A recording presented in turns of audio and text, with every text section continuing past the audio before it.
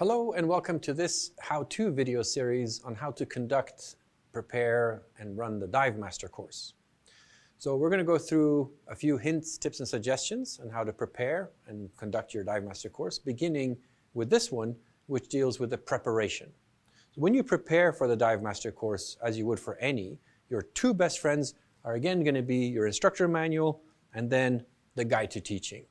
And again, trust these documents because they will help you run it so it becomes nice and easy for you. When I open up the instructor manual, what probably will be interesting to know first of all is, what do I need in the way of forms and materials? So I come here to the Divemaster course, and you can see you've got the division here, certification requirements, that we'll talk about a little bit later on at the time of certification, the prerequisites, which I'll come back to in a little bit as well, list of equipment, and then the forms as well as the student materials. So beginning with the forms, we've got a list of things that we need. The Divemaster application, because remember this is a membership level, so you're not going to use a PIC or use the e-learning code to certify someone. It's a member application, so that's why that's required. And then we have the three regular forms, the medical, the liability release, and the Safe Diving Practices Statement of Understanding. You can actually use the continuing education administrative document for this as well, but a special note about the medical. For the Divemaster level, because it's a pro level, it's not just filling in the medical history questionnaire like you do for a regular diver level course. When you look up under here under diver prerequisites, please remember that your candidate needs to have a medical signed by a doctor, regardless of what they answer on the questionnaire. So this is something to keep in mind that's a little bit different. The forms themselves, the easiest thing to do is go to the pro site, and then you come here to where it says resources, training, and then course-related documents. And so you're going to jump to this page, and now all the forms you need for whatever course you're teaching are in one handy, convenient place. So I double check that it still says courses and programs in my first field and not one of the other choices. And then I'm going to select Divemaster from the course, and you select your language. For me, I'm going to be using English today. And then I click View. And once this landing page opens up, everything I need paperwork-wise is captured here. And we'll be reviewing some of these other aspects, forms later on. Initially, however, when I open up forms, I can find the statement of understanding, the release, the diver medical form, and so on, even that continuing education administrative document that I mentioned before. Remember, those of you that are teaching within the European Union, as always, double check that you're using the EU version of the form. So that's where you find the forms. And then after I have my forms prepared, now I can look at other material. And here for equipment, because it's a member level and working as an assistant, it's actually something that's referenced to general standards and procedures. So when I go to general standards and procedures, I look under training standards, I come to the heading for equipment here. And so we have standard equipment, so everybody needs to have that. But specifically for this course, we want the Divemaster candidate, because they're ultimately going to be a certified assistant, there's a few extra things you want to make sure that they have. And as we'll see later on when we talk about the classroom stuff, these are excellent things to add to an equipment sales package that you include with your Divemaster class as well. And then, so that's the equipment side. Then for the student materials, as I come down here, it talks about materials. And so now I've got my list of student materials that a candidate needs to have. And again, you've got a couple of different sources for that. One is going to be on the pro site. So once I've logged in, you go to the top right-hand corner where it says shop. I can come here to my, shop and then PADI materials. And once it loads, I can either use the search window to type in what I'm looking for, or because it's a core level, I should see Divemaster listed here under Pro courses. So we're dealing with Divemaster, so I follow the link to that.